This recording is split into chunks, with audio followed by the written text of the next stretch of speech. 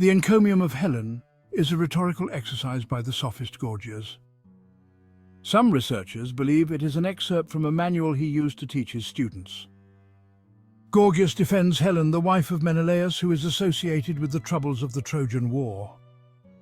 Gorgias argues that Helen is unfairly represented in various ways, either because her abduction was the will of the gods, she was forcibly taken, Paris persuaded her, or she fell in love with him and lost her rational judgment.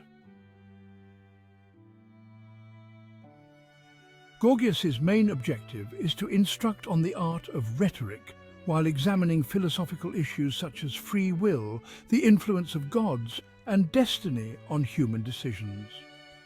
Gorgias's anthropocentric views and moral dilemmas are also evident in Homer's Iliad and Odyssey. Gorgias states that if the gods predestined Helen's actions, then only the gods can be held responsible, as it is impossible for human foresight to obstruct the predetermination of the gods. However, if Helen was abducted by force and violated unjustly, Gorgias argues that the perpetrator is to blame, while Helen deserves sympathy rather than judgment.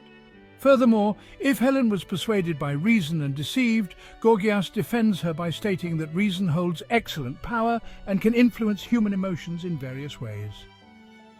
Why can't we consider the possibility that Helen was taken to Troy against her will, as if she had been kidnapped? Even though it doesn't seem forceful, persuasion has the same influence as coercion. The words that persuade the mind also compel the mind they convince to believe and agree with what is said and done. The person who persuaded her by forcing her has committed a wrongdoing, but the one who was persuaded because the words forced her is wrongly accused.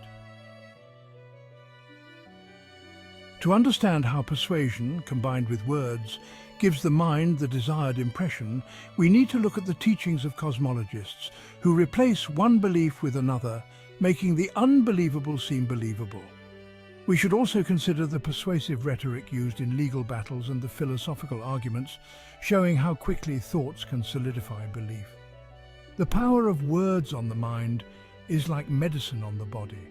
Just as different medicines extract various juices from the body, some stopping illness while others sustain life, so do reasons that inspire different emotions, such as sadness, pleasure, fear, or courage, and can also deceive the mind.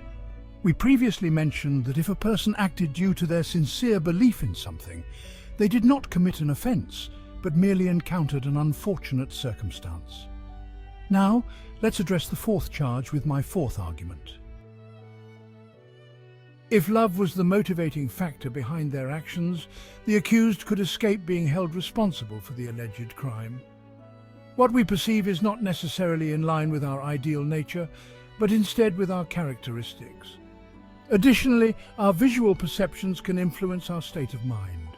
For instance, during times of war, witnessing the enemy's equipment and weaponry, both offensive and defensive, can profoundly affect our emotions and lead to a sense of imminent danger, causing us to flee in panic. The fear instilled by such sights can impact our judgment of what is morally right and the positive outcomes that may result from achieving victory. If Helen's eyes derived pleasure from her lover's body and conveyed desire and erotic attraction to her soul, is it so strange? If the questioner possesses the divine power of the gods, how could his lesser companion have the ability to repel him and defend himself? Suppose this is a human affliction resulting from the soul's ignorance. In that case, we shouldn't view it as a fault, but rather as an accident, for it happened as it did, trapped by the spirit, not by deliberate choice, compelled by love, and not through contrived preparation. How can one consider it righteous to blaspheme against Helen? Whether she acted out of love, was convinced by words, taken by force, or compelled by divine necessity, she is entirely blameless. I wrote this speech to pay tribute to Helen of Troy. I upheld the conditions I set at the beginning of my speech. I endeavored to dispel the injustice of scorn and the misunderstanding of conviction. Helen of Troy is innocent, isn't she?